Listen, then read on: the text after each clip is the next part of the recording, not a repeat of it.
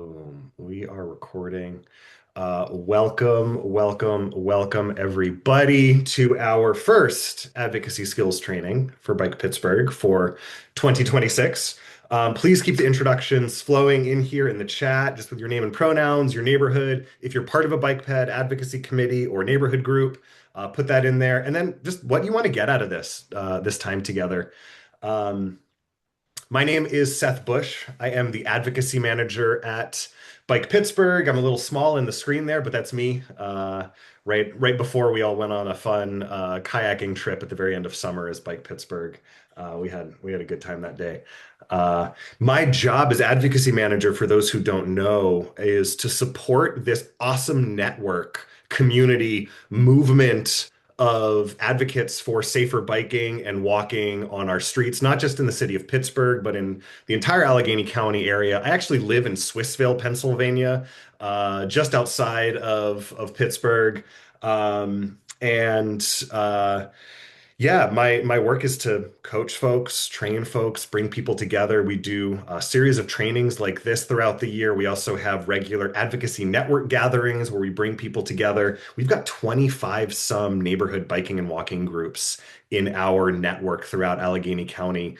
So it's really fun to bring them together 4 times a year. Our next one will be on March 19th, I think. We're going to have a presentation from Domi about projects that they have coming up. I'll share more stuff we have going on throughout the year towards the end here, but I'm here to support you. That's why I'm so glad you're here. Hungry for that support. I know you are also dedicated to making concrete, tangible, real change in your neighborhoods and probably asking the question, how, or maybe feeling a little bit overwhelmed and daunted sometimes by how long it can take, how big it can feel, how much need there is. Like some of you just said in the chat, how many ideas you have and where to focus next.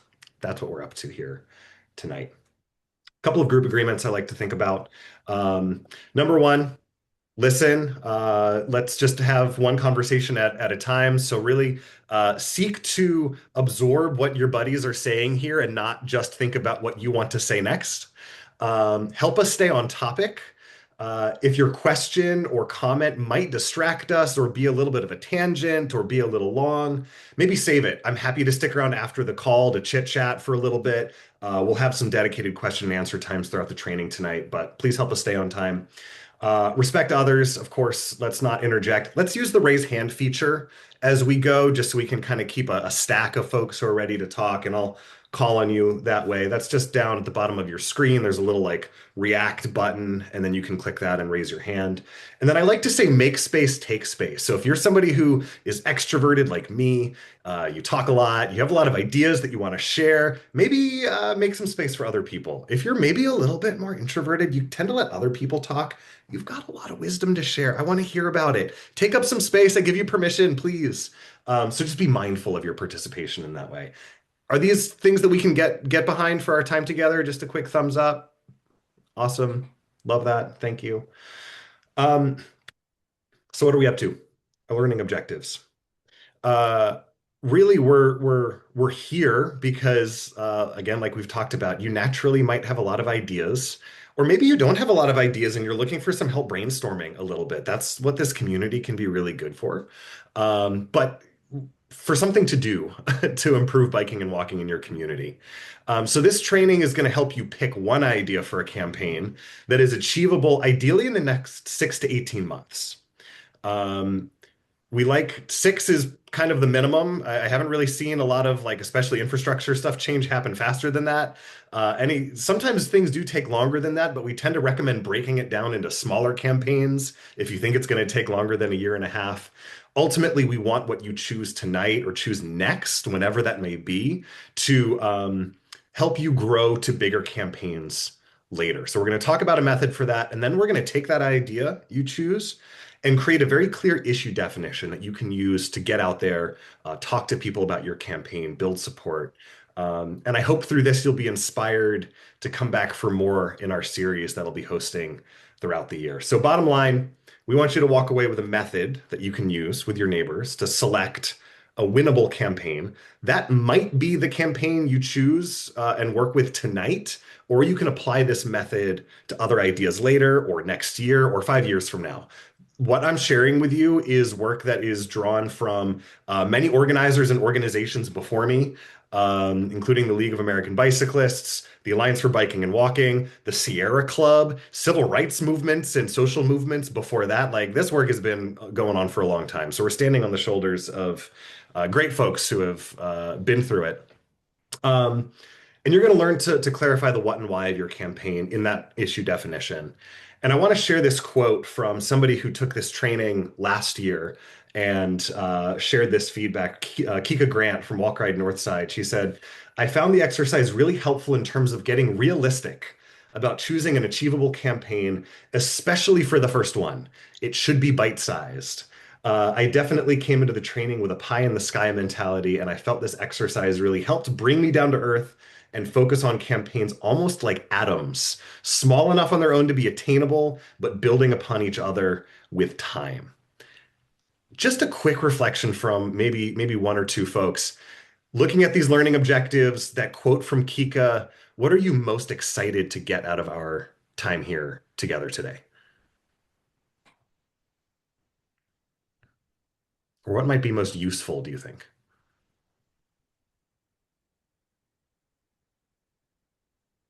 I can go ahead. I think Please. something that will be useful for me is seeing like successes, because I think having that pie in the sky mentality, you kind of are able to see all these like really big problems that feel really hard to digest. But to see that something like this has led to like bite-sized problems that are achievable and solvable, I think is really helpful. Awesome. We will talk about some model campaigns. They're campaigns that have worked in the past that you want to maybe uh, do a little bit of comparison with your idea to see if it there's something to learn. So that's perfect, Mary Lise. One other person, what's something you'd love to get out of this? Emily? Yeah, I would like to see just kind of like what makes a campaign winnable. It's an easy win, but what makes it an easy win? Is it small? Is it something, do you have the evidence behind it? Just really what makes something an easy win and how to get that. Well, you're in the right place. We're going to dig in. Our agenda really quick from now until about 7. I got a presentation, activity. It's kind of trading back and forth, so it's not all me talking about choosing a campaign. Then we'll take a look at a case study, a model campaign, have some discussion, and have a little bit of workshopping together to help you define your issue. And we'll wrap up around 7:25. Plan is to get you out by 7:30, so please help us stay on time. Um, Jumping in, as we look at choosing an effective campaign, I invited you to please, I think maybe 90% of you got my email. Some of you registered last minute, so maybe you didn't see it. All is well. But for most of you, I asked you to choose 3 campaign ideas to come into this training with. So if you could just put one, two, three, one or maybe all of them in the chat, just so we can see what people are bringing in. If you haven't thought of your campaign ideas yet, now is the time to start brainstorming. What is something concrete that might be something you want to work for, whether it's a bike lane, a better crosswalk, an active transportation plan, some new policy for your community, whatever it might be. Put that in the chat and we can maybe get some inspiration from one another, what each other are working on.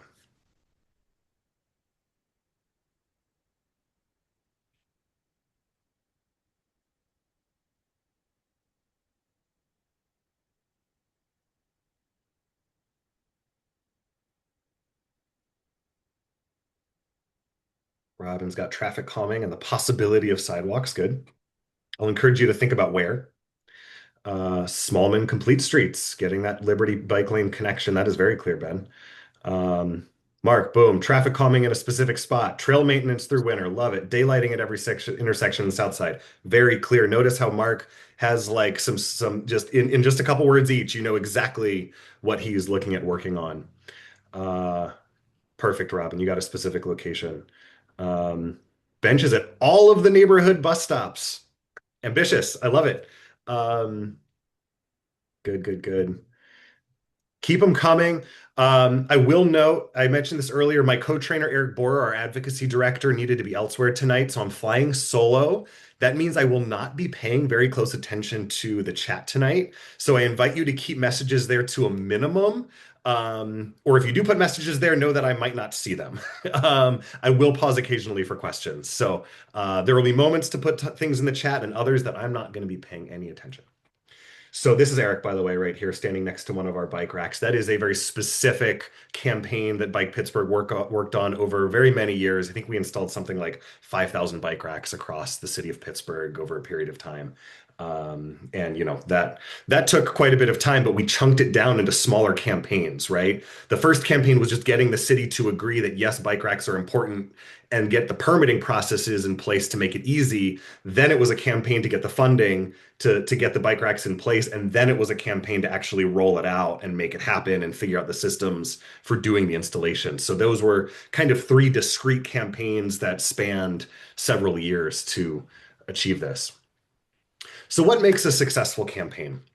Um, let's define it. A campaign is an organized course of action aimed at achieving a specific narrow goal within a definite time frame. And there are some bullets here for what kind of makes that successful. Can we have somebody come off mute and read the first one? Just pop off mute and say it. Resonates with a lot of people, dash broad audience. Brilliant. Next one. It will make a lasting, tangible change. Focused on a specific target who can make that change. Clear message. One more. Is winnable. It's winnable, right?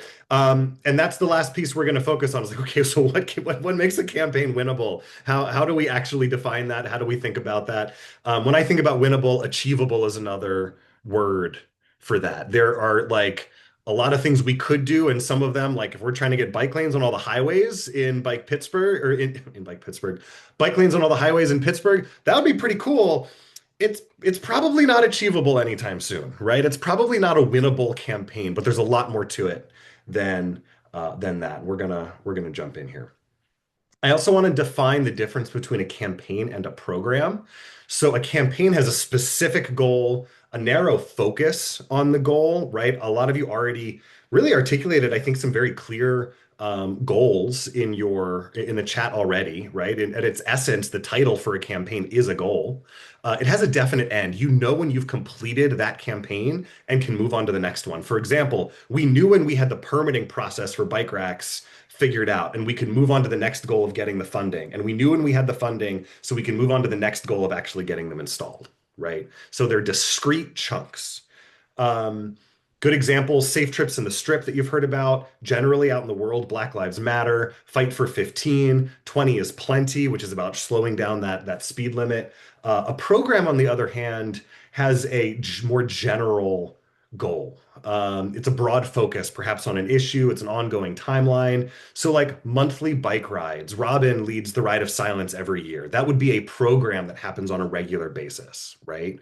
The Safe Sidewalks crew, which Stu is part of. We were talking to Mark last night, trying to document and do data collection for sidewalks.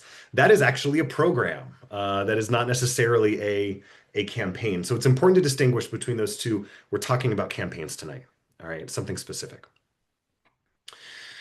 All righty. And again, I've said this, we're about to jump into the workbook exercise here, but the purpose here is to understand that there's a process that you can do over and over. So there's no pressure for you to pick the perfect campaign today, all right? So you can relieve yourself of that, just experiment, play around. There is a worksheet that I sent to most of you. I am putting the spreadsheet version in the chat. I also emailed a PDF and Word document version that I think each of you should have hopefully received, that you can download and work with on your computer if you prefer. But the spreadsheet version is nice because it does some of the math for you. So open that up if you're able. If you don't have a Google account, then maybe you can use one of the others. Does anybody need a link or the resource to one of the different versions of the spreadsheet before I go on? Are we good? Okay, awesome. Maybe Ben, if anybody else needs help, if you can keep an eye out on the chat, I think you probably have access to it, so you can drop that in there if somebody else needs it. I'm going to go over this sheet, and I'll actually let's see if I can show it to you what we're looking at. Everybody see my screen? Yes, this is what we're looking at. So we have three sections: adherence to model campaigns, community involvement, organizational strength building. We have some criteria in the next column, and then we have this area where you can select the drop downs and rate each criteria 1 through 3. The first thing to do, you should have made a copy of this by default. Type in your 3 campaign ideas in this top row here. And then I'm going to go through each of these sections, these 12 points, one section at a time. You're welcome to start filling things in if you want, but I recommend that you stick with, listen, right? Stick with each criteria at a time, and then we'll have some time to fill it out as we go. So let's go back to the slides. Is this clear so far? Okay, good. And this is what the worksheet looks like in the PDF or the Word document version. Section 1. Does it adhere to model campaigns? There are some funny words in there. So a model campaign is a campaign that someone else ran in the past that you might want to model your campaign off of. And there are some examples of model campaigns, some of which that I just mentioned, and some that are outside of the bike ped world. Share the Road was a national campaign. Black Lives Matter, Get Out the Vote. Fight for 15 is another one. The campaign to ban plastic bags in the city of Pittsburgh. 20 is Plenty, which is to reduce the speed limit in certain cities. Here in Pittsburgh, Safe Fifth Forbes Now, which won a campaign to get bike lanes along Forbes Avenue in Oakland. I Bike, I Walk, I Vote is a campaign we run here in Pittsburgh. Move Forward PGH was another successful campaign. Safe Trips in the Strip, there's work to be done, but we've had some really exciting successes there recently. These are all campaigns that have been successful or are being successful in some way that you could conceivably compare your campaign against and consider, we don't want to have to reinvent the wheel. So, like these other campaigns, is my campaign idea going to really motivate people, bring folks together? Is there kind of some comparisons I might be able to make of between my idea and what's been successful in the past? It's likely that someone has already done something similar to what you're seeking to do. So you can take a look. Does your campaign align with what's been successful in the past? And you can borrow from others. This is a spot where the BikePGH advocacy community really comes into play. Maybe later you want to take your ideas and hop onto our advocacy Slack and ask some folks there and say, hey, I'm considering some different campaigns. I'll put it in the chat here. Has anybody done anything like this? Does anybody have any input? Does anybody have some examples, maybe a strategy that they've done in the past? And you can learn from people. Of course, reach out to me and ask, hey, has anybody done this before? And I can tell you. So we want to learn from our past experiences. Yep, we just talked about that one. The second piece, bottom line, is it winnable? Like, this is kind of a vibes check. All of these criteria kind of feed into, is it winnable? But this, again, a little bit of a vibes check. You can take a look also at model campaigns. Have similar campaigns been run? I'll use this example again. If you're a local bike ped committee trying to get a bike lane on a street, that is probably a winnable campaign on an everyday street, right? If you want to turn a major freeway into a car-free zone, that may not be a winnable campaign. And it is important to win actual improvements in your community. And ultimately, you might have a big campaign that you want to do, but it doesn't feel winnable yet. Choosing a winnable campaign can help you build the chops to make that other campaign feel winnable. And it's important for your organization to have some wins to build its membership, build its political power. If you start with a can't win campaign, it's just going to sap that enthusiasm from your group and make it really hard to get people on board and keep going. The third one here, will the campaign result in a definite and quantifiable improvement in the community? So bottom line, is it going to increase bicycling and or walking in your neighborhood? and or reduce crashes. This is something that is really important to the city of Pittsburgh. They make a lot of decisions about where they put infrastructure based off of data. If they can show that there have been crashes, or if they can show that there is a demand for better infrastructure, and that changing things would support that demand or reduce those crashes, that can really help. And so is this something that you can maybe collect some data about? Can you, like Emily has done over in Friendship, do a speed study with Bike Pittsburgh's speed gun and gather some data? Is your campaign something that will enable you to do that effectively? Take a look. What are some of the real improvements that people are going to see as a result of your campaign? People are going to want to know what your organization has accomplished. So these need to be definite. They need to be quantifiable. And finally, looking at that improvement in the community part, it's really important to look at what you want, but then ask the question of what do the people around you need? What do your neighbors, what does your community really need? You might want a bike trail that would mean removing a stretch of businesses that could improve the environment for walkers and bikers, but it probably wouldn't be so good for your community. So it's really important to think about those long-term impacts, right? And then the last piece for this section is, does it set long-term improvements to the bike pedestrian environment, not just today, but for the next generation? I'd love to hear from folks. Like, what is an example of something that happened in your community that is still making an impact today? Something that neighbors, that residents advocated for, made happen, and it's still having an impact on your community. If I can say something, Sure. the bike lane along Liberty Avenue through Bloomfield, I know that was pushed pretty heavily by a neighborhood group that formed, I think, around that issue specifically. And then I'm trying to kind of pick up the pieces from where they kind of left off, where they got one big accomplishment and then kind of disbanded. But Yeah. that bike lane is one that I ride daily. I see people in all the time, and yeah, like it's well used. Yeah. Yeah, perfect example. Like long after it's still having an impact. Any other examples? One more, maybe? I'll share that we in Lawrenceville did a temporary traffic calming activation at 48th Plummer and Butler this summer. And some components of it were purely temporary, but we did install 3 benches at two at the bus stops right there. And those are still heavily used currently.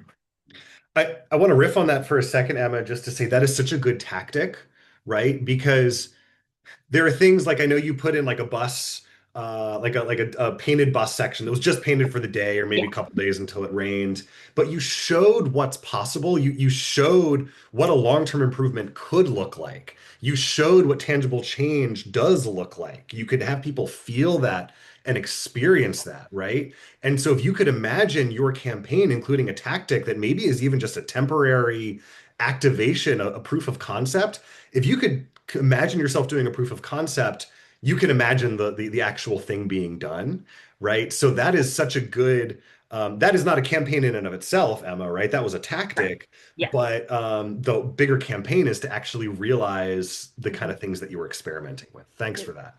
Thank you. That's a really helpful share.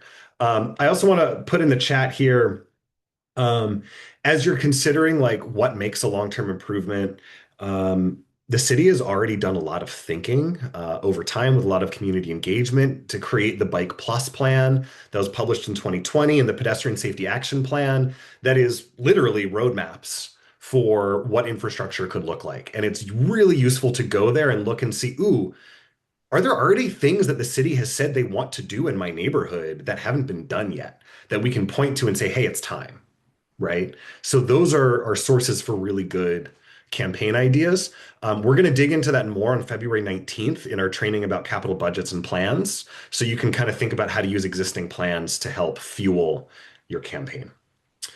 So for right now, we're going to take a few minutes just to rank the criteria in this section. So for each criteria, estimate if the potential campaign, your 3 different ideas, meets that criteria very much, give it a 3. Moderately, you would give it a 2. Slightly, give it a 1, or not at all. That's a 0. And the point here is to understand what makes a good campaign to work on by contrasting these different campaigns. And you really want to avoid ties. So you don't want two threes or two twos in the same row. You want 1 3, 1 2, 1 1. If you need any zeros, you can throw those in too. If it is just like, yeah, this doesn't qualify at all, that can be useful.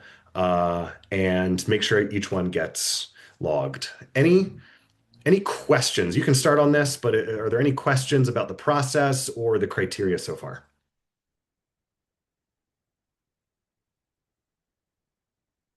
And if not, get working on this for a second.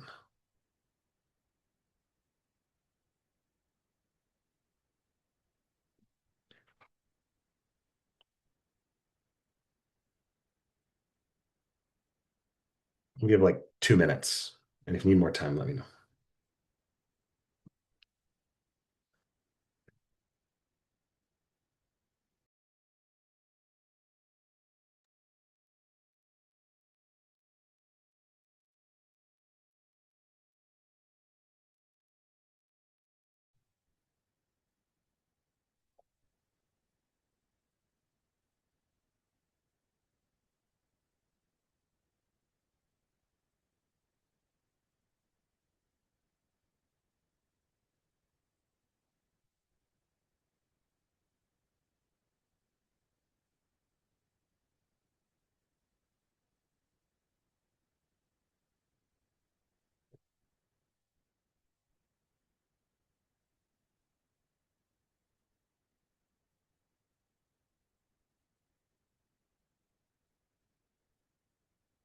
Give me a thumbs up or, look at your camera when you're done so I know we're good to go here. Great. Seeing thumbs up. Give it another few seconds here.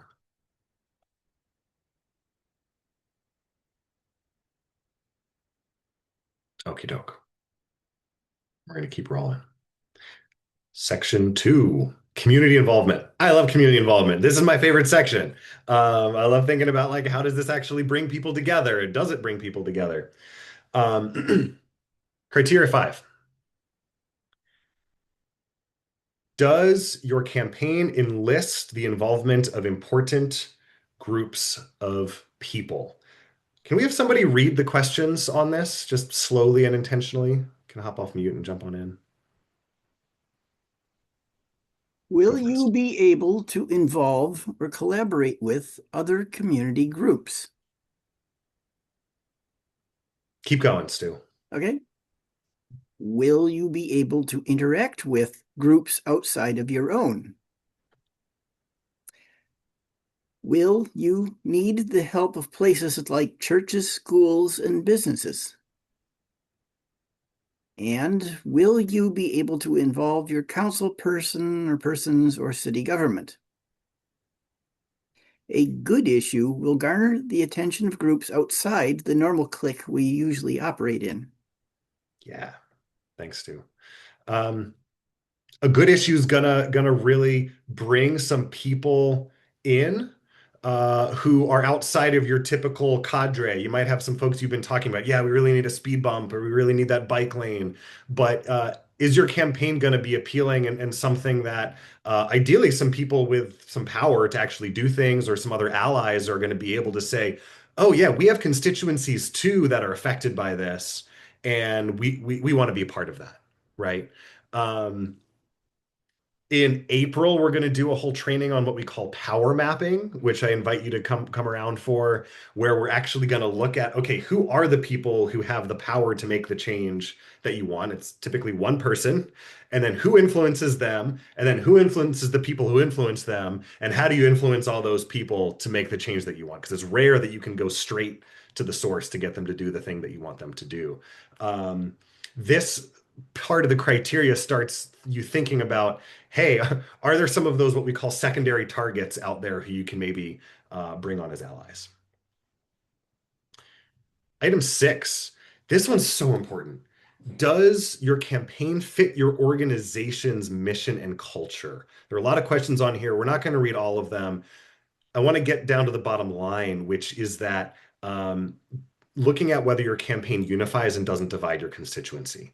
You really, as an organization, want to stay focused on your mission and keep a loyal supporter base. if your bike ped committee picks up a campaign to get plastic bags banned at your neighborhood grocer, that might be a great thing for the community. That's probably not within the mission of your neighborhood bike ped committee, right? That might kind of have people stop coming to meetings to say, I don't really care about that. I care about biking and walking, right? It's an extreme example, but it's something to think about. Um, and likewise, if a good portion of your people would oppose the thing that you're calling for, maybe there are a vocal few that say, yeah, yeah, yeah, it's really time to put this bike lane in that's going to remove a ton of parking. But there are people who are part of your group and maybe your neighbors that they're not going to be able to get on board with that. That might not be a good campaign to pick up with. Um, can anybody think of a campaign that might be divisive of your constituency, like in the biking walking world? Ben, you're smiling. You got one? Yeah, I mean, it feels like a lot of the stuff in the strip, uh, just, historically, with what the neighborhood has been as a kind of tourist destination, and as its identity changes to more residential, people have strong opinions on what the neighborhood should or shouldn't be. And so that's true for people outside of your organization. Has that also been true for people even within strip safe streets? There's some division as well. Yeah. Yeah. Yeah. So taking a look at that, right? Another example is like something that would be clearly divisive is if you had to remove a sidewalk to put in a bike lane. Like that's probably not going to fly with a good chunk of people dedicated to active mobility in your neighborhood. I haven't heard of that happening, but if something like it were to occur, that would be a bad one. Let's move on. Does your campaign, this is number 7, involve your current members or community in a meaningful way? So this is looking at really giving people a place, thinking of a campaign where, we say the word many hands make light work, but you could imagine what many hands might do. You don't need everybody doing social media. You don't need everybody petitioning. Certainly don't need everybody coming to meetings, right? As much as it's nice to have a lot of people come to your meetings, you really need people doing things out in the world. So can you imagine what the different roles are going to be? And is it going to engage folks to feel like they're really contributing something? Because people are going to be more likely to support your organization in other ways on other projects if they feel like they're really doing something meaningful and they actually have a role to play.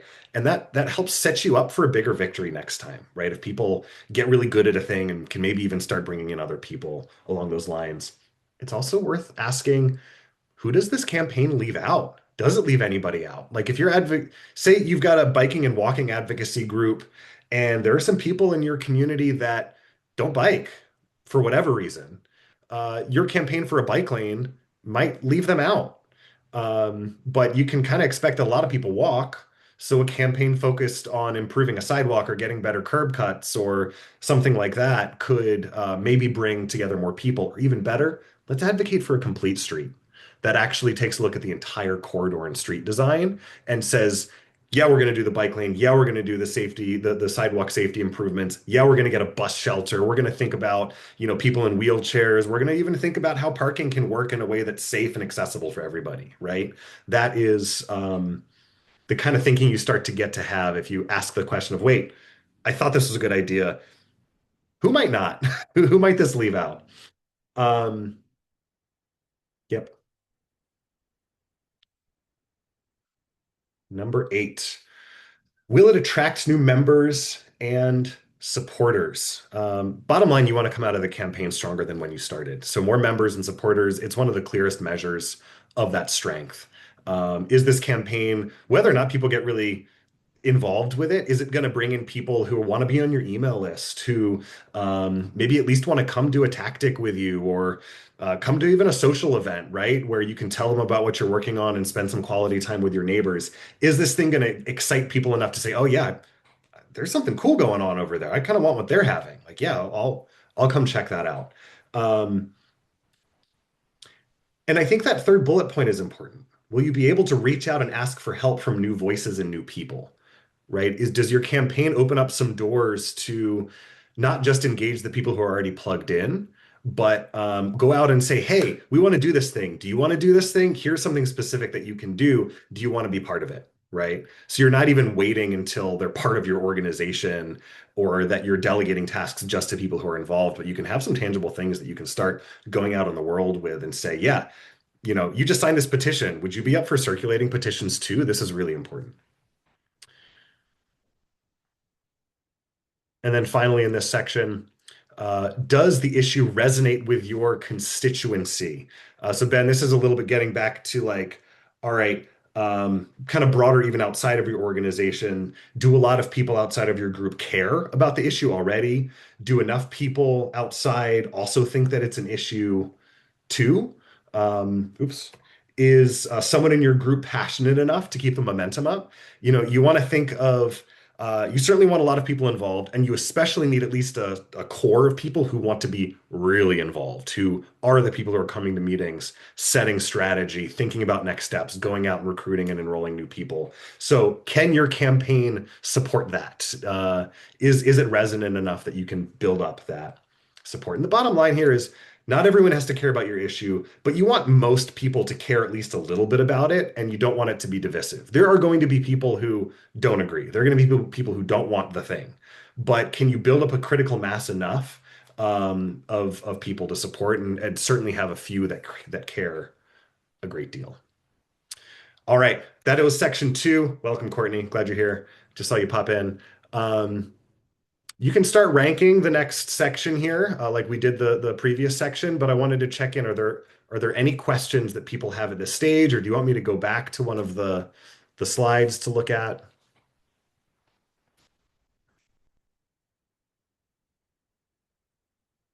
If not, you can jump on in. Courtney, what we are doing right now to get you up to speed while everybody's doing a little bit of quiet work time is we are just getting the link in the chat. Here we go. We're working on this worksheet with our 3 campaign ideas. I think you might have done this with us at our campaign training last year, so it's probably familiar. You can also check your email for some downloadable versions of this form to jump on in with us. All right. And like last time, give me a thumbs up when you got your section ranked so I know where folks are at. Take your time.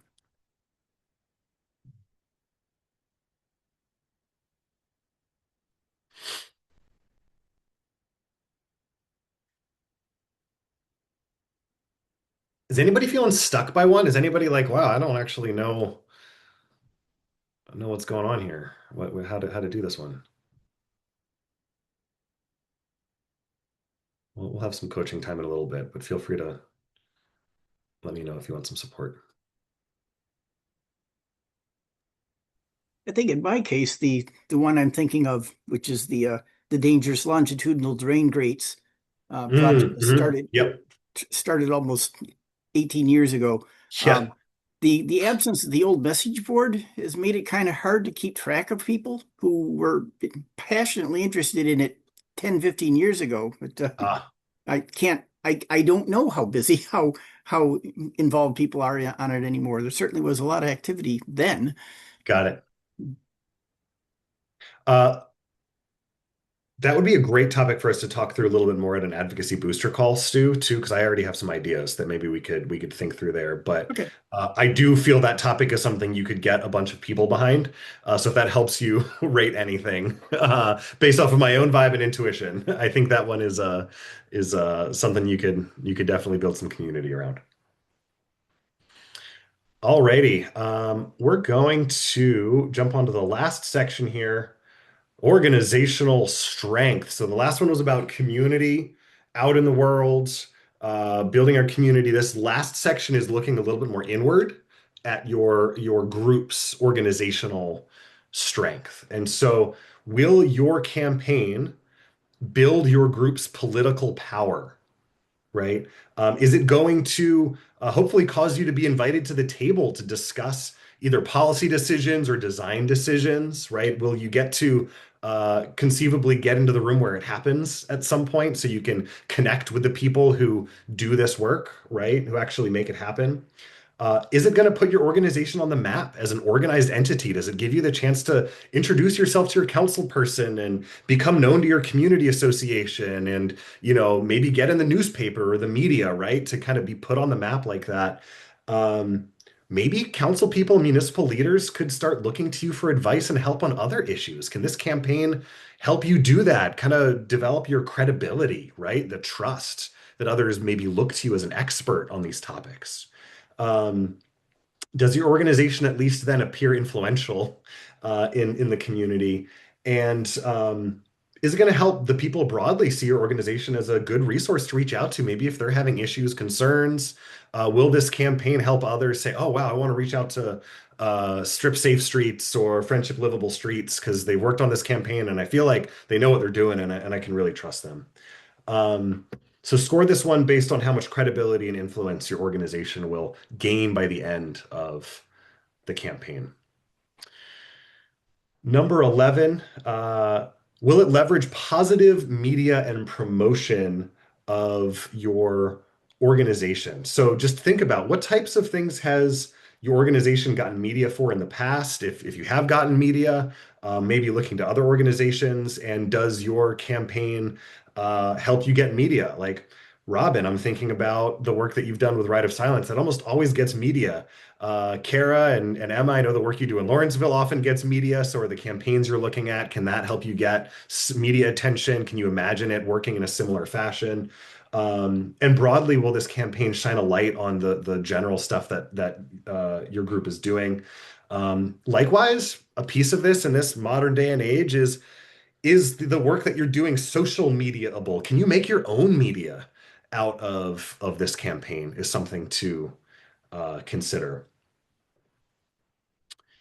And then finally, this one's a little abstract maybe and may apply to some of you and just not at all to others. Does it have strong fundraising potential? Right? Will this campaign make people want to give money to your organization? Could you craft a fundraising appeal around this issue? Your campaign may be one that needs money to operate. So ideally, it should be able to pay for itself through appeals to your supporters, businesses, other organizations. Frankly, most of the Bike Ped committees in Bike Pittsburgh's network this doesn't really apply to. A lot of neighborhood groups are scrappy, are able to get a whole lot done without needing a budget. If you need a couple dollars here and there, Bike Pittsburgh is typically happy to throw that your way. Just ask. But like Kara, Emma, I know your organizations, you do a lot of fundraising. So it's important to think about can the work that you do help to bring in more resources, right? Courtney, I know you're running a nonprofit. This is a super important question for you. Is your campaign going to help you get that notoriety, that credibility, I should say? They say, yeah, we want to give money to those folks because they're doing good work and it's appealing in that way. If this is not relevant to you, just cross it out. Just ignore it as a line, or just put all zeros so it doesn't affect your sums. Just like that. So that's the last session. So take a moment to rank that last one. And once again, if you have any questions so far, now would be the time to ask.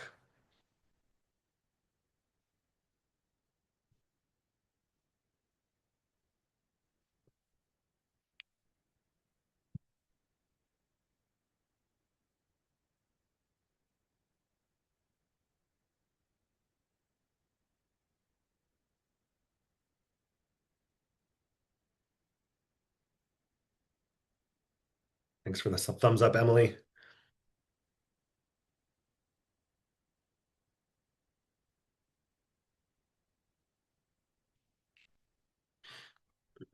Thanks, Marlies, Kara, Ben. All right, Mark. I love the double thumbs up. Thanks. We'll give folks another couple seconds here.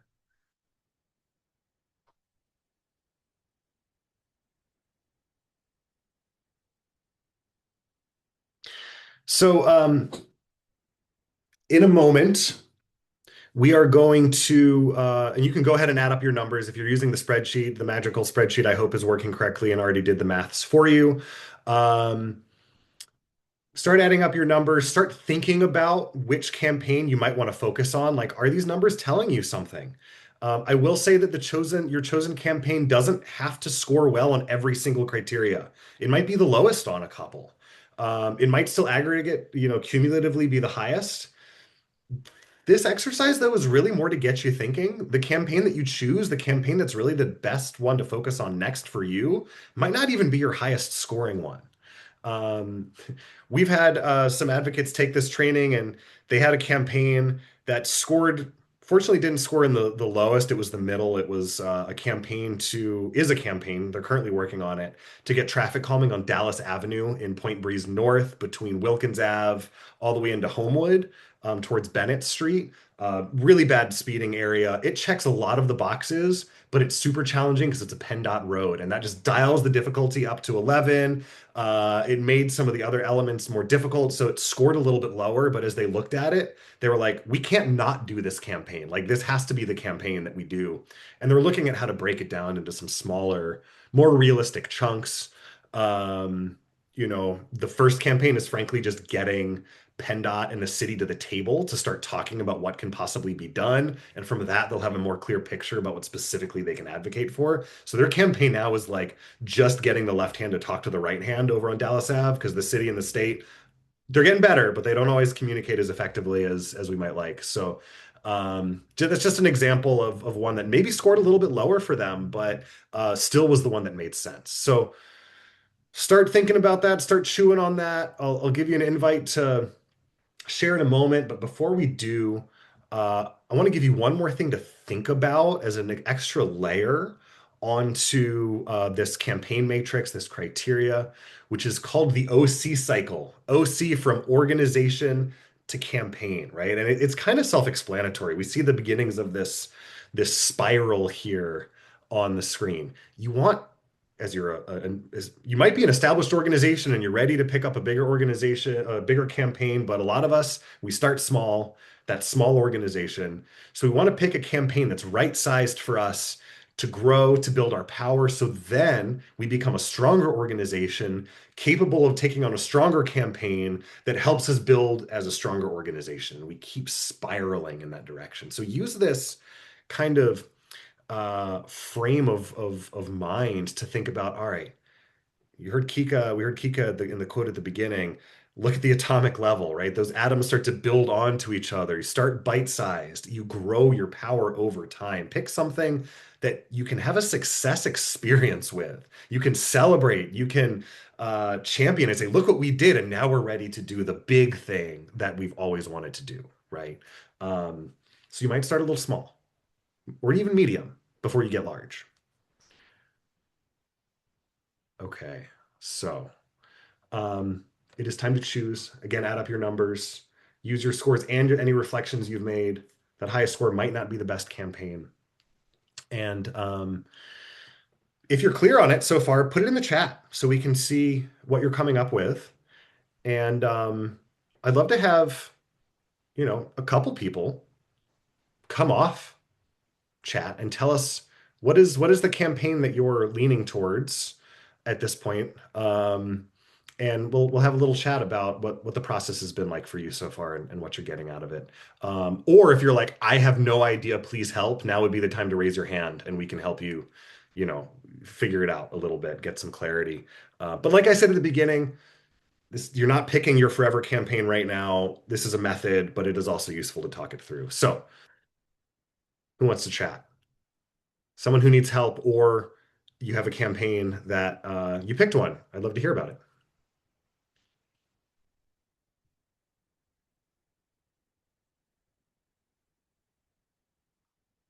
And you can keep putting the campaign that you've landed on in the chat as well.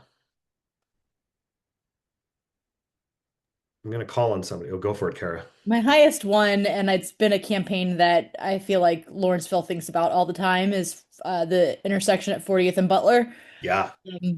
And so it is difficult because it's a PennDOT road, but it's still the highest intersection we hear about in safety concerns, I would say, in all the surveying that we do. Yeah. But we also now have med funds, so I guess, pushing towards using those. We've shied away, at least for this first year, of using it for things where we would have to organize specifically with PennDOT, and because organizing with just the city was easier. Yeah. So, but yeah, I mean, it came up highest on my list after ranking. So it's just how do we push that one forward? And I would say, I mean, y'all are a well-established organization, and you know you have the med, you have kind of some wind in your sails. I would say you're ready to tackle PennDOT in a lot of ways. I mean, if there's any organization that I think has the chops for it at this point in this room, I think you got it. But let's talk about it a little bit. So Butler and Butler and 40th, right? What was your thought process for choosing that one over the other two ideas that you had? So the other one is actually, I think, even bigger than 40th and Butler. It's getting all the utilities to coordinate before they rip up roads. Oh yeah. So a whole policy project there. Yeah. Yeah. And then the other one was a smaller, and I think it probably is more of a program. I was thinking more about alley parking and things like that. Sure. Sure. So did this process help reveal anything new to you? Um, I had to think more about Lawrenceville Corporation versus Better Streets Lawrenceville. Yeah. And but actually, when I think about this, even cars, pedestrians, cyclists, like I actually think that this is a project that everybody, I don't think it's a divisive project. No, I agree. It's needed. It's desperately needed. Robin's giving a thumbs up. I see your hand too, Robin. What do you got for us? Yeah. My question is, what part of that intersection is PennDOT? Is Butler Street PennDOT owned? Butler? Mhm. Yep. Yep. I forget the route number, but it is. Because where I live in Summer Hill, and this is the cycling route as well. Yep. And part of the problem before you guys were even born, they divided the neighborhood and put 279 north and south in. So that's why you have Observatory Hill on one side and Summer Hill on the other side. Yeah. So PennDOT owns, of course, 279 and part of Summer Hill. Yep. But it's maintained by the city. So you got two entities. Yeah. Because depending upon who you get, when you 311, they'll say, oh, well, that's PennDOT. But I know that the city is contracted to maintain it. So yeah, but it just, I understand the two, but I guess they just build where they want to build. It's kind of it's perplexes me how they can be in the heart of the city, PennDOT. Yeah. Yeah, it's interesting. Robin, let me ask you a question here. What are you learning about what makes a strong campaign out of this exercise? That you need more people for the subject matter than not. Yes. And you need the connections to the political world and definitely media. Yeah. Social media, the press, Yep. And, there might be a campaign that you want to do that you don't have, a majority of people on your side yet, or can't imagine that you could get good media attention for it yet. That doesn't mean that you throw it out the window. Right. Right. That means that you focus on a different campaign first or next, where you could imagine that there is maybe more support that can help you have a success experience and get more people on board so that then you're ready. Through that, you can do a lot of education, right? If you are, I think that, to use Lawrenceville again as an example, the campaign for the Mobility Enhancement District has educated a lot of people about the importance of mobility enhancements, right? Taking that revenue from parking and funneling it into specific infrastructure projects in the neighborhood. People have been part of community meetings to think through, well, what do we actually want? So people are learning and kind of getting enrolled in the benefits over time, ideally, to help build your strength so that when you introduce the next campaign, people are starting to think, oh yeah, it does make sense to improve that intersection at 40th and Butler. We hope, right? So yes, Robin, you do want a majority for the campaign, if you can, for the campaign you focus on next, but then that hopefully gets more people on board for the campaign you want to do later down the line. Right. And then taking it, as you guys said, taking it in small, achievable chunks. Yes. Can definitely help. And I think because I've put in there in my chat that I've been working with the mayor's office, the new mayor's office, Bobby Wilson's office, and actually the URA. Now I know, Seth, you've been doing this a while, and I'm one of you guys as partners, but with all my activities, I did not think about becoming an advocate, because I do come to your meetings and a part work, walk right north side, on and on. But we had a meeting with the URA in my neighborhood, and I was quite flattered when Matt suggested that we sit in on one of the Bike Pittsburgh advocacy trainings. Oh, cool. Yeah. That warms my heart. That's pretty great. Yeah, I thought so too. So this isn't about me, so I'll let you guys. Thanks for sharing that, Robin. It was suggested that we get on board for that. That's great. That's great. We can circle up on that later. I want to ask the group, did anybody come today with a campaign you thought was a surefire win? Like, oh, this is going to be the one. I don't even know if I need two others, but it ended up maybe not being as strong as you thought?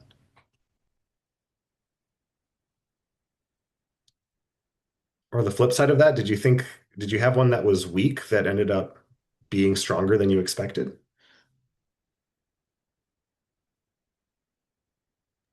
I think I've got one of each.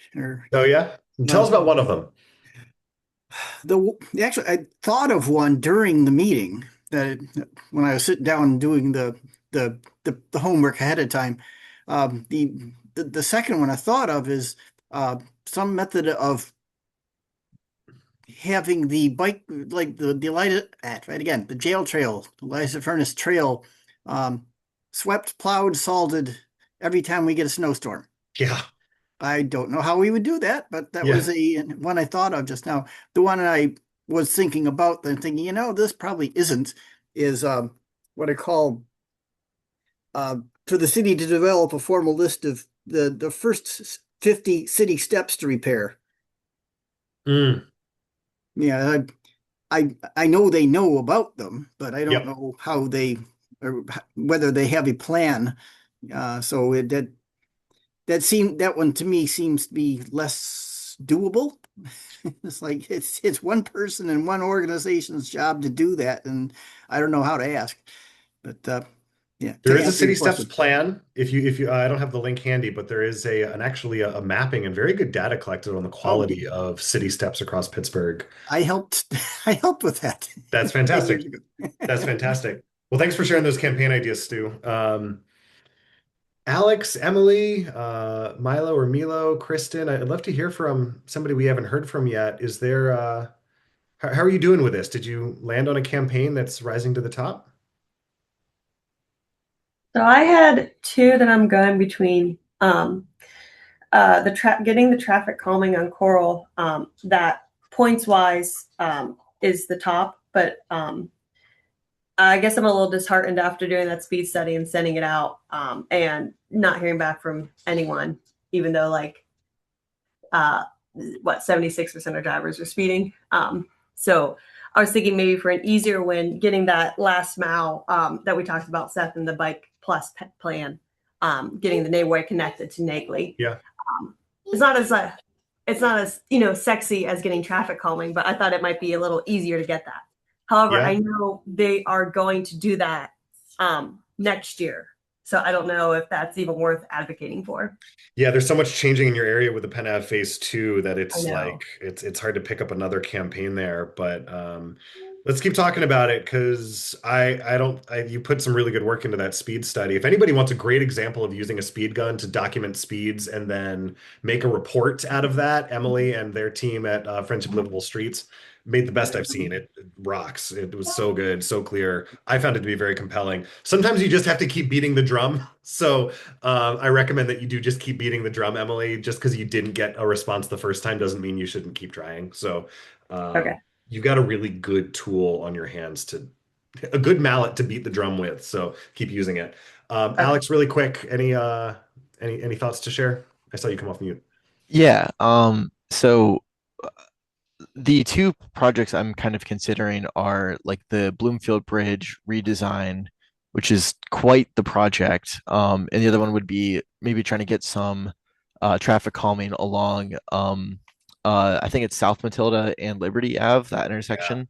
totally. That one needs some major work, but I've uh heard that there were issues in the past where people have brought that up with the hospital being nearby and things Very like much so. that. Um, but yeah, like the Bloomfield Bridge, I think is the priority solely because the timeline on that has already started in a way.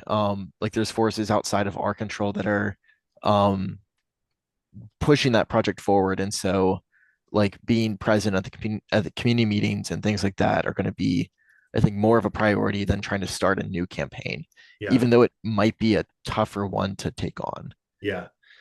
May I make a suggestion? Yeah, You can please. take it or leave it. Um, do both in that case, because you're looking at with the Bloomfield Bridge, it you don't need to campaign to get it started. It is already underway, and there are going to be a lot of conversations for what the design should look like and opportunities for feedback. So you should be paying very close attention, mobilize people to get out there, start educating people about the opportunities early and often. I know you've been talking about walk audits, like engage with that so that people are engaged, but note that there's going to be a lot of downtime because there's going to be a public meeting that will be a peak and you're going to want to get people out for, and then there's going to be a valley. And with a bridge project, that valley is going to be long and you're going to be wondering what to do in that time. And so if you also have this campaign for Matilda that's maybe kind of incubating while you're getting people ready for that community engagement on the bridge, you can be ready to like bring that up to speed and focus on Matilda and get that traffic calming. Frankly, calling for traffic calming on Matilda or Liberty in that area, maybe a good crossing of the street over there, because I know it's really bad. And people have been calling for that. That would be a great capital budget request. That would be a great thing to talk to your council person about getting something over there. So my recommendation would be do both and stagger it in such a way that you can kind of judge that one's going to peak while the other one is kind of incubating and vice versa. Yeah, yeah, that sounds like a pretty solid idea. Yeah, yeah, cool. We can talk more about it if you want. Awesome. So I hope everybody has at Yes. least. Oh, Oh, go ahead, Courtney. sorry. I was trying to look for this button and raise so I wouldn't talk over you. I had a question about the campaign because I have two I'm trying to work on. It would be one behind this lot across the street and Right. with the McKeesport School District, and Yep. then of course the one down on Laos. Yep. So my question is, how do I get the public out? Because I know you said we said you need the media and you need the city leaders, but we also need the public. And for me paying attention, the public, they do walk to go to transportation or to go to the store, but there's not a people to just out in this community walk. Like Yeah. out after dinner, we're gonna go outside and we're gonna have a walk for the day, or in the community. That's long gone in McKeesport, which I want Right. to bring back.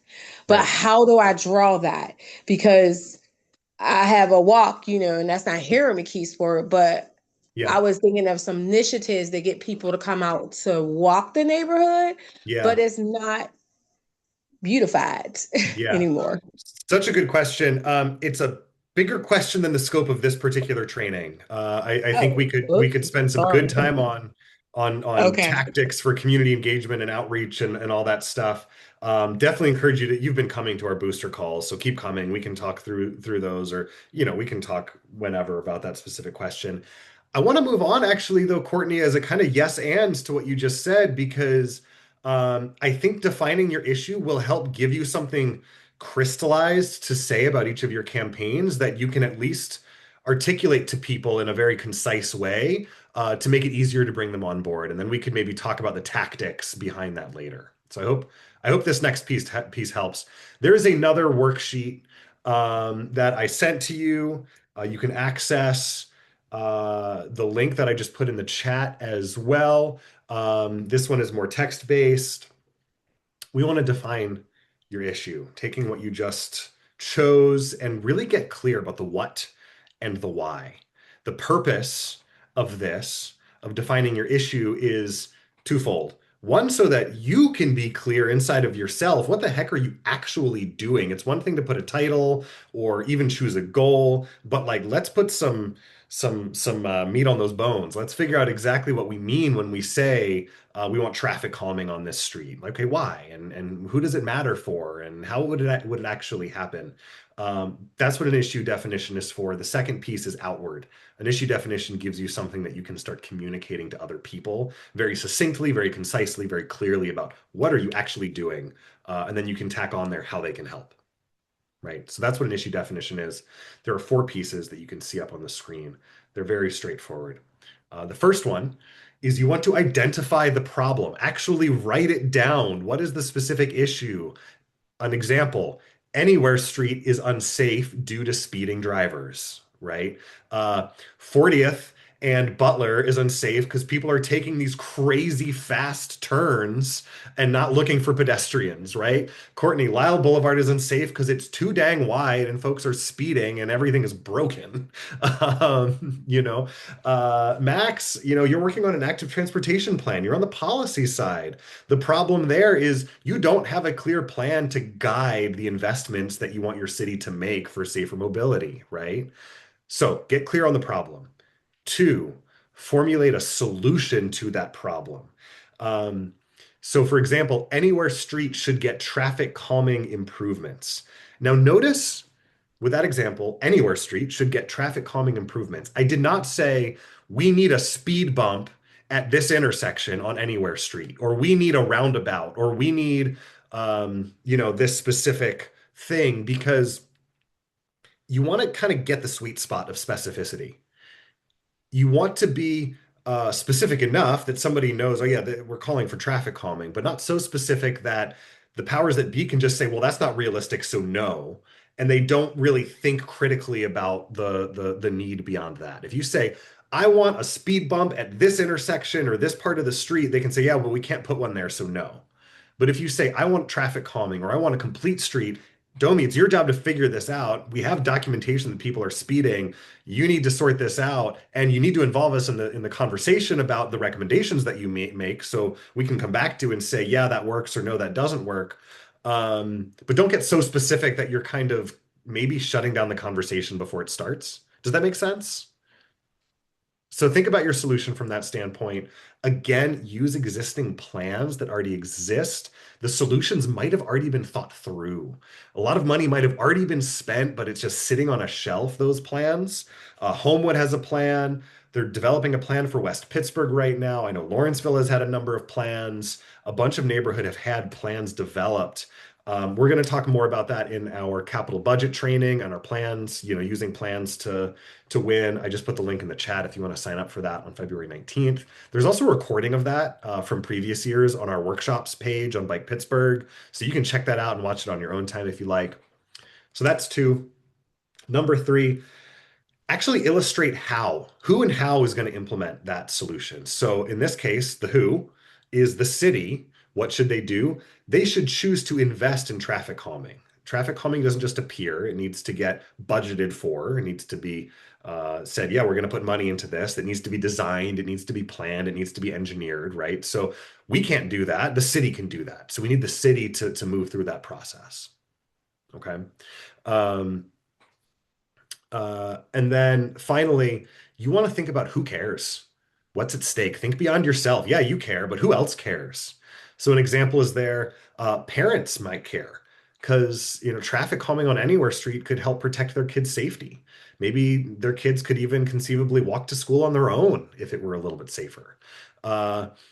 Businesses might do better. If there was more foot traffic or people could bike there, if there was traffic calming, folks would feel not just safe, but good. They feel like the street is good and enjoyable and thriving, right? Um, Maybe it's a school, maybe it's, like I said, businesses, maybe it's a church congregation. Maybe you actually know literal names of people who care that you can list out and think about.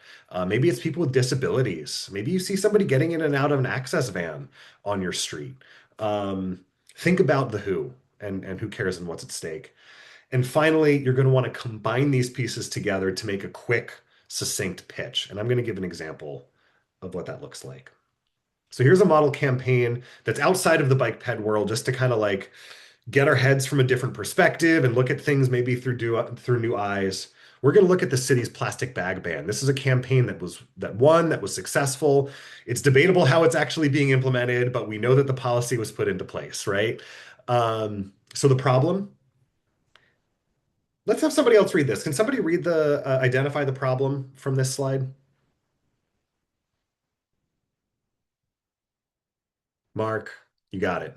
Single-use plastic bags litter our neighborhoods, clog storm drains, and pollute our water and soil with microplastics. Boom. Very clear problem, right? We can imagine it. We can envision clogged storm drains, right? We know about microplastics. Who can read the second one? I'll take it. Please. Stop stores, formulate a solution.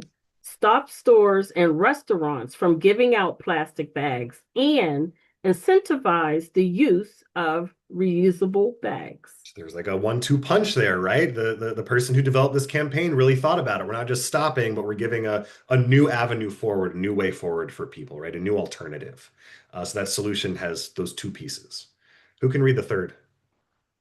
Illustrate how to implement the solution. The city of Pittsburgh should pass a law that bans the distribution of single-use plastic bags.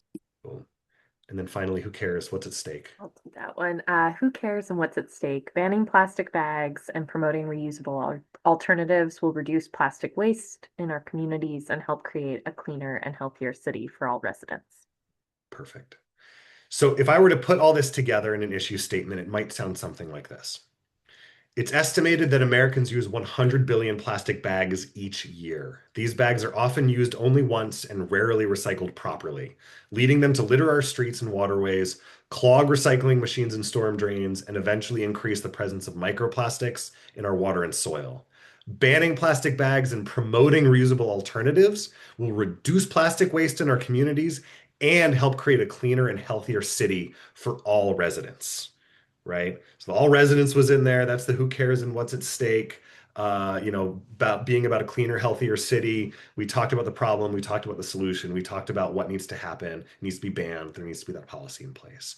That was short. It was just a couple sentences. You could imagine, say you just happen to run into your target on the bus or in the hallway in City Hall, or even you come across somebody at the farmer's market who maybe you could think might want to join your campaign. You have your campaign issue statement memorized. You can say it right on the spot, right? You can get somebody on board. They know exactly what you're working for. And then you can just add a little statement and here's how you can help, right? And here's the ask. We're going to do a deeper training as well later in the year on communication. So we're going to take this issue definition and like really expand it and use a tool called a message box to really think through how to like craft messages for different audiences. We can do some practice. So look out for that. But this really is a good seed for your messaging. And Courtney, I hope maybe you can think about your campaign and develop your own issue definition to start maybe imagining some ways that you could create opportunities to tell people your issue definition statement, right? To bring people on board. I hope that helps. We are going to, and I'm going to just take the screen down for a second so I can see everybody's face. We're going to workshop just for a moment. I could give you some time to silently write your issue definition out. I'm very confident that you can do this on your own. I'm also going to give you an opportunity at the end to come back for another hour session with me to like workshop and talk through things. So more on that later. But I'd love just to like work with a couple of you, maybe just kind of digging in. We're going to take a look at just give me the title of the campaign you're focused on, and we're actually going to workshop through problem, solution, etc.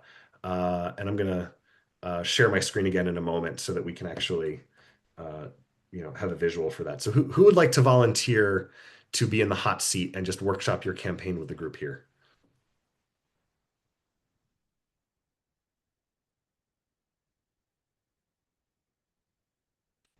Mary Lise, maybe Kristen. We haven't heard from you yet. I know it's a big ask if we haven't heard from you yet to like jump all the way in, but what do you think? Mary Lise, you willing? I can give it a All try. right, that's the best. Just has to be a try. We are not crafting the perfect campaign today. Don't worry. Okay. We're gonna do this together. So, what's the title of your campaign? Just bottom line.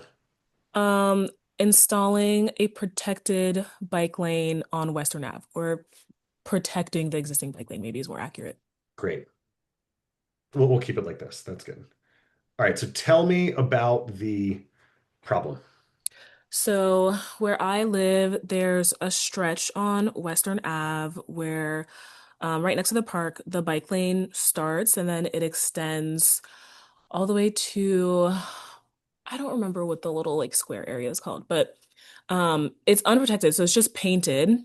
And I will say the road is fairly wide. So it's nice that like you don't feel like you're immediately next to the cars. However, um, it's unprotected, and to the right of the bike lanes is parking. So there's also always a concern of like dooring happening or things like that. So, it's nice that there's a bike lane that is usable and I see a lot of people use it. But certainly there could be improvements. Tell me about what's the solution? What are the improvements we might think about here? So I would think one method would be moving the bike lane to the interior of the parking and then putting the parking like where the bike lane is. Um, and then if there's like an intersection approaching, just making sure there's a gap where parking is not allowed and hopefully that's enforced. And then there's enough like visibility for cyclists and it's safer. Awesome. So we call that a parking protected bike lane, and we would trust, if we advocated for that, we would trust that Domi would figure out the intersections in a safe way and be in conversation with us about what exactly that needs to look like. So we'll keep that simple. So who would do this? Like what needs to actually happen? I guess that's when like I would try to recruit other people in my area who care about this.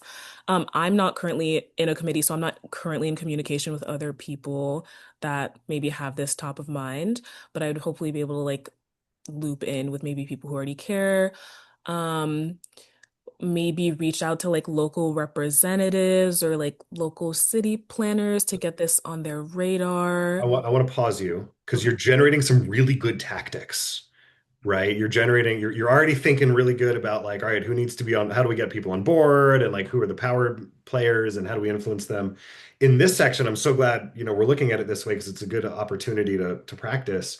We want to think about, all right, you got this solution, parking protected bike lane on Western Ave, right? Um, so the how to implement that solution, I guess the who and the how in this case would actually be of course, how you're going to influence those people to get that to happen. But the bottom line here is we need the city to decide to design and install the parking protected bike lane, right? Does that make sense? Yeah. That distinction between how are you, Mary Lise, going to do it Right. to do the campaign, and then you don't have the power to put in a parking protected bike lane. So who does and what do we need them to do? Right. That's what we're answering with this section. Does that make sense? Does that Yes. make sense to everybody else? Do you see that kind of distinction I just made? Okay. So it'll be something along the lines of the city decides to design and build I'm just going to abbreviate to PPBL on Western Ave between X and Y streets. You know what you're talking about, but I like to put some specificity into it, right? Like, let's actually make sure we know exactly what we're doing. And who cares? You know, who cares what's at stake? I do think a fair amount of people would care. I know some people that like cycle in the area, so I don't know that there's like a local Allegheny West cycling group, but I think BikePGH in general would probably care about a project like this. Yep. So cyclists, anyone else? I think if the city is really dedicated to reducing like accidents. I know that every now and then accidents do happen and cyclists are struck and sometimes they're fatal. And protected bike lanes do help reduce this happening. Yep. So I think the city also would care. Yep. That's what's at stake, right? I mean, crashes, people's safety, right? Um, who, so this is a parking protected bike lane. Who's left out of this campaign? I think like motorists are still considered because we're not saying like let's remove the parking entirely. We're kind of adapting that into the plan.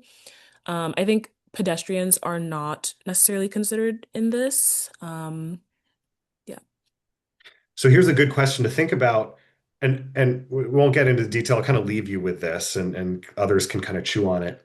Might there be other improvements in addition to the bike lane that's needed on Western Ave? Are there some sidewalk issues? Are there maybe some intersections that where crossings could be improved? Is speeding a problem generally, right? Maybe, if we were to iterate on this, a parking protected bike lane is part of a broader complete streets corridor project for Western Ave that you would want to push for to start thinking about the different users of that street. Maybe you look at that and you decide that's too big of a chunk. You just want to focus on the parking protected bike lane first. That's great, all is well. But maybe you take a look and say, wow, we could build more power if we can get pedestrians on board, or maybe that there's a church nearby that they've got some people in wheelchairs that feel really unsafe getting to church, right? Think about who those other constituencies might be beyond the cyclists or even the everyday walkers. And is there something even more bigger that the protected bike lane could be part of that is your actual solution that you want to call on the city for? So food for thought, something you could run with and think more about. Wow, I was like, oh, I'm going to do 2 or 3 of these like demos and we're already at time, which is awesome. But that was such a good one. Thank you, Mary Lise. Like that really illustrated the process. Let me give you one last challenge here. You can say no if you want. Would you like to try an issue definition just off the cuff, or sorry, an issue statement just off the cuff, like threading it all together? Just see how it goes. Let me give it a try. All right, go for it. So what we want to do is improve the existing bike lane on Western Ave and make sure that it's better protected. One of the things that we really care about in the city of Pittsburgh is reducing traffic fatalities amongst everyone. And that includes cyclists and that also includes pedestrians. And so one thing that we already have in mind that could be implemented is moving the bike lane to the interior of the parking like that. We're still considering motorists. We're maintaining the parking that's there and just making it safer for cyclists. And we want to get the city looped in because we think this is something that they would really care about. There's a lot of people that cycle in the area. The bike lane is heavily used. This would reduce the risk of crashes. And we think that we could also consider ways to loop in improvements for pedestrians as part of making this a more complete street project.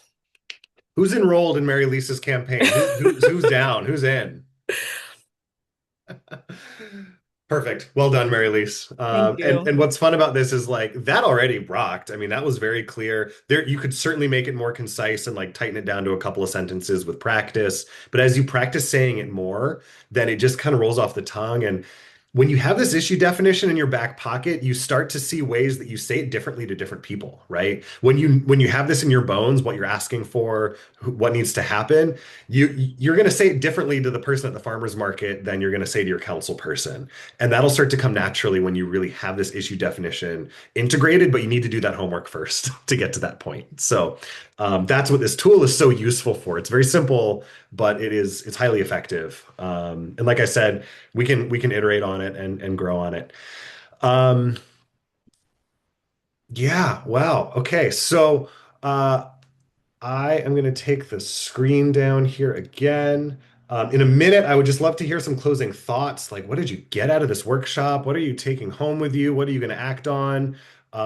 First, I want to share a couple of invitations for you all. The first is on February 5th at 6 p.m. So like same time as this in, I think, 2 weeks. I'm going to have a special advocacy booster call. These are sessions that I hold every month that you're very much invited and encouraged to come to. They're like drop-in office hours. You come in, you can stay for the whole time, you can stay for part of the time. As people come in, we kind of hear what their topic is. We focus on one person at a time, and we try to get support and input and wisdom from everybody in the group. So it's not just like a few people waiting, twiddling their thumbs while I talk to one person. Like we really get everybody engaged in the process. I know Ben's come to a bunch. Courtney's come to a couple. I don't think anybody else has stopped by yet, but this one, I want to talk about your issue definitions and I want to talk about your campaigns that you're thinking about. So use that as an opportunity to like chew on it between now and then come to that next one with your questions. We can go on tangents as much as you want. Courtney, we could talk about, enrolling people and getting people engaged. So bring your juicy questions to me on the 5th at 6 p.m. Also, just come hang out on January 29th. We have a special book talk that Bike Pittsburgh is hosting called Life After Cars with the hosts of the War on Cars podcast. That is a paid event, but a bunch of folks are going to be biking from the Bike Pittsburgh office to Federal Galley beforehand to have some beverages, maybe some snacks, and hang out before doors open at the event just down around the corner. So whether or not you're going to go to the book talk, ride with us if you want, meet us at Federal Galley if you want. We'll probably get there around 6. Have a beer with us, chill out. It'll be a good time. Sign up at that link. And finally, if you found this useful, please donate. I love making these free. Help us keep making it free. Keep doing this work. I love getting to work with folks like you to make impact and change in your community. So if you're not a member of Bike Pittsburgh yet, now's your chance to get all the sweet perks that come along with it and support our work. So I hope you'll do that as well. And yeah, now's the time for takeaways. Any final questions? And if you have to hop off, I say goodbye. Thank you for being here and joining us tonight. But Robin, what do you got? Yes, well, we have access to this presentation. Yep. I think I already sent it in my reminder email, but I'm going to send it in the follow-up email along with the recording that I'm making right now. Yes. This will also be posted on YouTube. It'll be up in the world. So yep. All of the resources are at your fingertips. Any other questions? Or I'd love to hear, like, what are you taking home with you? Like, what are you getting out of this that you're going to put to use? This campaign worksheet tool is amazing, and I would love to use it in any campaign that I have been part of. It's amazing. Yeah. Thank you. Yeah. It I think it originally came out of the Sierra Club's like grassroots organizing work. It was really fun for me to come to Bike Pittsburgh. I used to work at Sierra Club in their organizing department, and Eric handed me like their training manual. Like, this is how we train people. I was like, yep, I've already been doing that. I love that. Yeah. Anything else? Any takeaways before folks hop off? Final thoughts? Milo, did you got anything to add? I'd love to hear your voice in the space if you can come off mute, just what you're getting out of this. You might have your hands full, and that's okay too. Okay, cool. Mark? I really liked the just shout out if anyone is interested in the South Side. I'm co-leading South Side Smart Streets. Thinking about how to engage every member of your group, that line specifically feels important to me because I do have a few people who show up to every meeting, but then I ask them about specific projects and there's like no enthusiasm. And I want to see what I can do to get them. I mean, they've got time and they're interested. They show up to everything. But how can I get them working on something? It's a good thought to have.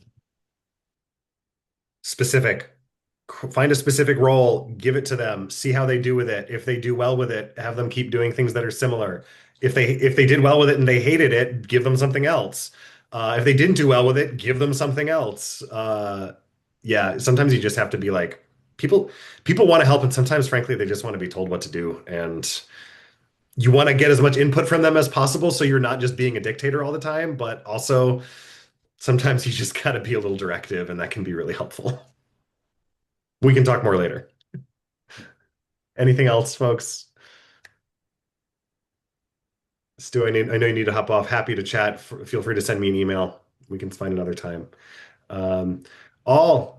Thank you. I just am so, and beyond thank you. You are making such a contribution to your communities, to your neighborhoods, doing really great work. I admire each and every one of you for the good work that you're doing, and I'm so grateful to be a part of it. And please keep calling me in so I can help. And we'll see you in the streets. Yeah. Thank you. This was great. Yeah, good. Thank you. Yeah, Good night, great. Thanks, Seth. everyone. Bye Take all. care, everyone.